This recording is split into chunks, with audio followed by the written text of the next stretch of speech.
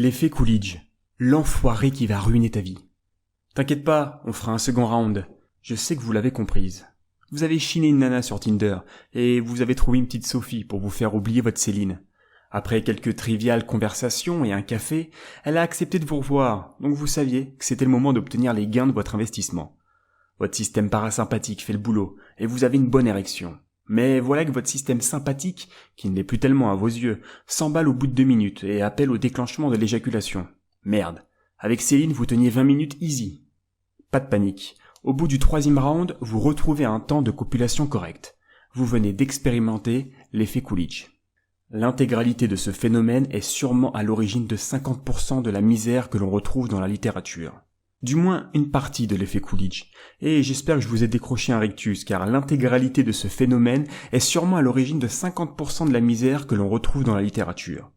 Le nom de Coolidge vient d'une anecdote, selon laquelle, lors d'une visite dans une ferme du président des États-Unis, Calvin Coolidge, son épouse, impressionnée par le nombre d'œufs générés par poule, demanda au fermier sa technique.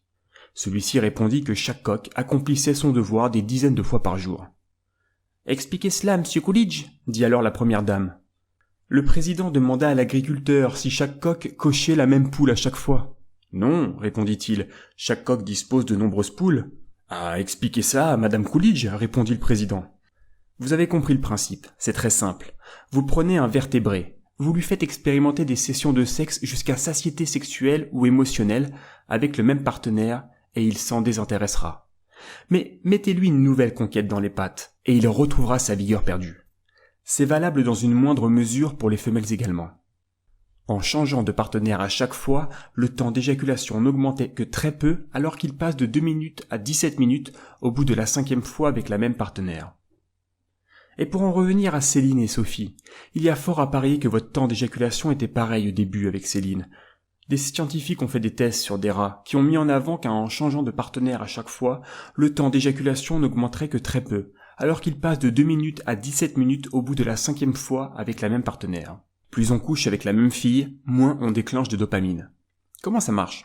La dopamine est le système de récompense de votre cerveau. Ce dernier s'active principalement pour 5 choses. Manger, avoir des rapports sexuels, dominer nos semblables, capter le plus d'informations possible et faire le moins d'efforts possible. Vous pouvez aussi tricher en prenant de la drogue, enfin.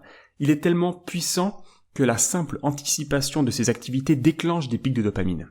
Et la dopamine adore la nouveauté. Nouveau téléphone, nouvelle voiture, nouveau film et nouveau partenaire sexuel. Il suffit que votre regard croise celui d'une potentielle partenaire sexuelle, une nana qui vous plaît quoi, pour que votre cerveau vous approuve de ce précieux sésame. Phénomène marrant, si la nana est moche, la dopamine se déclenche aussi, mais lorsque vous détournez votre regard... Et plus on couche avec la même fille, moins on déclenche de dopamine. Les plus malins d'entre vous l'auront compris, ça ne s'arrête pas là. On peut extrapoler le même phénomène à la consommation du porno. Qui regarde 2 fois la même scène, franchement ? La nouveauté et la décharge de dopamine qui l'accompagne sont à la portée d'un clic. Vous pouvez voir plus de corps de femmes en 10 minutes que votre arrière-grand-père au cours de toute son existence. C'est ainsi que de pauvres bougres se retrouvent coincés dans les méandres de Pornhub à la recherche de leur fixe de dopamine, passant de la catégorie amateur soft à Chimel Horse and Midget, ou que d'autres s'encanaillent à désespérément chercher de la nouveauté avec leur Céline à base de perruques, jeux de rôle, échangisme. Tenez bon les gars, n'allez pas jusqu'au candolisme, mais au fond de vous-même vous le savez, c'est peine perdue, vous vous lasserez. J'en entends déjà me traiter de tous les noms. Il justifie les tromperies et le divorce, il veut détruire la famille, salaud de gauchiste. Comprenez bien que je préférerais moi aussi que les choses soient différentes. Ça m'aurait évité pas mal de tracas ces dernières années. Mais les choses sont telles qu'elles sont. L'homme est ce qu'on pourrait appeler un monogame en série. On s'éprend d'une fille intensément, ça dure quelques années, puis on dirige notre passion vers une nouvelle cible. L'impact sur le mariage. Et pourtant je suis forcément un défenseur du mariage en tant qu'institution, la seule erreur étant de l'avoir fait basculer vers un mariage d'amour, qui l'a vidé de son sens et de sa fonction. Mais tout ce que je pourrais dire serait bien en dessous de Nietzsche, donc laissons parler le maître qui avait très bien saisi l'effet Coolidge en choisissant de séparer le mariage et les passions. La raison du mariage, elle résidait dans le principe de son indissolution. Cela lui donnait un accent qui, en face du hasard des sentiments et des passions, des impulsions du moment, savait se faire écouter. Elle résidait du même dans la responsabilité des familles quant au choix des époux. Avec cette indulgence croisant pour le mariage d'amour, on a éliminé les bases mêmes du mariage, tout ce qui en faisait une institution. Jamais, au grand jamais, on ne fonde une institution sur une idiosyncrasie. Je le répète, on ne fonde pas le mariage sur l'amour. Le mariage, en tant qu'institution, comprend déjà l'affirmation de la forme d'organisation la plus grande et la plus durable.